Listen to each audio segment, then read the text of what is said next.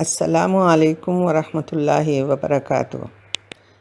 ایمان اور احتساب، حصہ چہارم۔ بسم اللہ الرحمن الرحیم، نحمدہ ونصلی علی رسولہ الکریم۔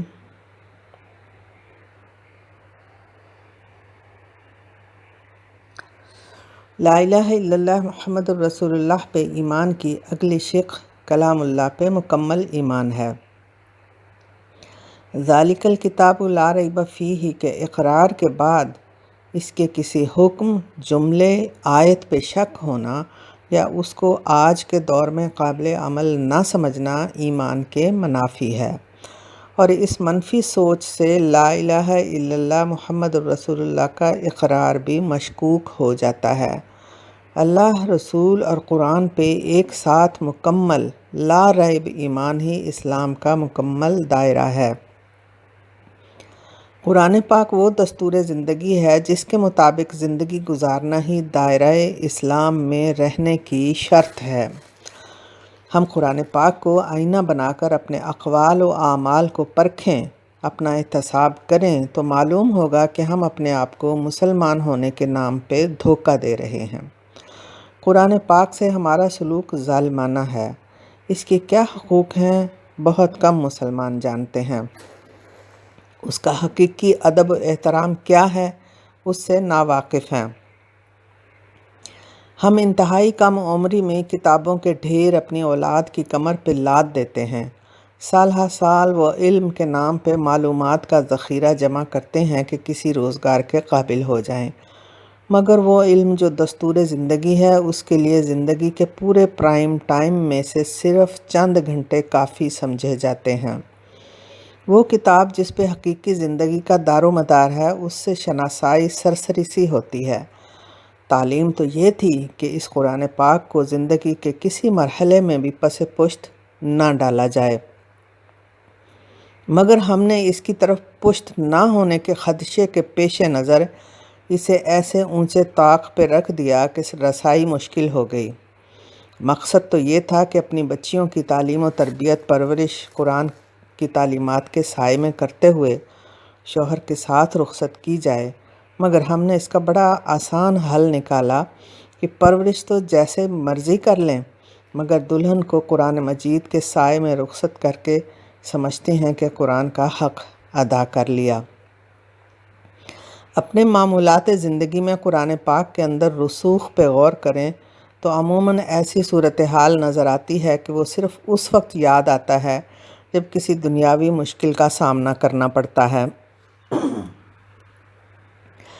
کسی مرنے والے کے سہرانے یا مرنے کے بعد کئی جمعرات اجرت پہ بلائے گئے قاریوں سے پڑھوا کر تسلی ہو گئی کہ حق ادا ہو گیا ہے۔ ہر مسلمان کو یہ معلوم ہونا چاہیے کہ سمجھے بغیر، غور و فکر اور تدبر کیے بغیر اس کلام کو زبان سے ادا کر دینا، اس کا حق ادا کرنا ہرگز نہیں ہے۔ اللہ تعالیٰ نے ہم سے ایک سوال کیا ہے، افلا یتدبرون القرآن، کہ کیا تم قرآن پہ غور نہیں کرتے؟ کیا لوگ قرآن پہ غور نہیں کرتے؟ کیا جواب ہے ہمارے پاس؟ سب جانتے ہیں قرآن مجید اللہ کا کلام ہے، کسی انسان کا نہیں۔ اس کی عظمت اسی طرح سب پہ برتر ہے جس طرح اللہ رب العزت کی اپنی ذات سب سے عظیم ہے۔ اللہ کی ذات تک پہنچنے کا ذریعہ اس کا کلام ہے۔ اس کی معرفت حاصل کرنے کے لیے اس کا فہم، اس پہ تدبر لازمی ہے۔ اس کا علم دنیا کے سارے علوم کو وقت عطا کرتا ہے۔ قرآن پاک کے علم کے بغیر دنیا کا ہر علم صفر ہے۔ ڈگریوں کے نام پہ صفر کی تعداد بڑھانے والے جب قرآن کے حقوق ادا کریں گے تو سارے صفر کے بائیں طرف ایک کا ہندسہ لگ جائے گا اور دنیاوی ڈگریوں کو بھی وقت مل جائے گی۔ قرآن پاک کی تعلیم کو دنیاوی تعلیم کے مقابلے میں ثانوی حیثیت دینا اپنے اوپر ظلم ہے اور اللہ کے کلام کی توہین ہے۔ ہم بحیثیت مسلمان قوم کے کوئلوں کی تگ و دو میں زندگی جیسی قیمتی متاع لٹا رہے ہیں، جبکہ ہیرے جواہرات ہمارے پاس موجود ہیں۔ قرآن مجید میں انفرادی و اجتماعی فلاح کے سارے راز سمو دیے گئے ہیں، مگر ہم زبان سے ان کو دہراتے ہیں، فہم نہیں رکھتے۔ اگر کچھ فہم ہے تو عمل سے بیگانہ ہے، اور اگر کہیں کچھ عمل ہے تو اس میں ریا ہے یا دنیا کی کامیابی مقصود ہے۔ ہم اس بات کو تو مانتے ہیں کہ اس کے ایک حرف پڑھنے پہ 10 نیکیاں ملتی ہیں، اس لیے قرآن پاک کے ختم کی تعداد بڑھانے کی کوشش کرتے ہیں، مگر یہ یاد نہیں رہتا کہ قرآن مجید کا ہر حرف ہمارے خلاف حجت بھی ہو سکتا ہے اگر اس کا حق پورا ادا نہ کیا۔ ہم دیکھتے ہیں کہ مسلمان پہ قرآن مجید کے کتنے حقوق ہیں۔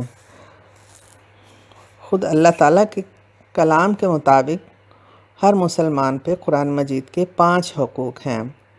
درست تجوید کے ساتھ تلاوت کرنا، یتلونہ حق تلاوتہ، آیات کو سمجھنا یعنی ترجمہ و تفسیر پڑھنا، آیات پہ غور و فکر تدبر کرنا، آیات پہ عمل کرنا، دوسروں کو بھی اس کی تعلیم دینا یا تبلیغ کرنا۔ سورہ جمعہ میں اللہ تعالیٰ نے اس کے بارے میں یہ فرمایا، هُوَ الَّذِي بَعَثَ فِي الْأُمِّيِّينَ رَسُولًا مِّنْهُمْ يَتْلُو عَلَيْهِمْ آيَاتِهِ وَيُزَكِّيهِمْ وَيُعَلِّمُهُمُ الْكِتَابَ وَالْحِكْمَةَ وَإِن كَانُوا مِن قَبْلُ لَفِي ضَلَالٍ مُّبِينٍ۔ آئیے ہم دیکھتے ہیں کہ ہمارے کرنے کے کام کیا ہیں۔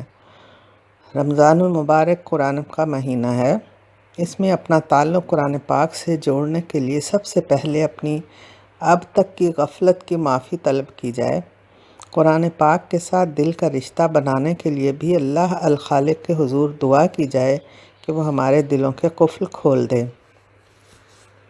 ہمارے لیے وسائل مہیا کرے، اس کی تعلیم آسان فرمائے۔ روزانہ کی بنیاد پر ایک آیت سیکھنے کا عمل شروع کیا جائے، راستہ منتخب کر لیا جائے تو راہیں آسان ہو جاتی ہیں، اس لیے کہ خود اللہ تعالیٰ نے اعلان عام فرما دیا ہے کہ وَلَقَدْ يَسَّرْنَا الْقُرْآنَ لِلذِّكْرِ فَهَلْ مِن مُدَّكِرٍ۔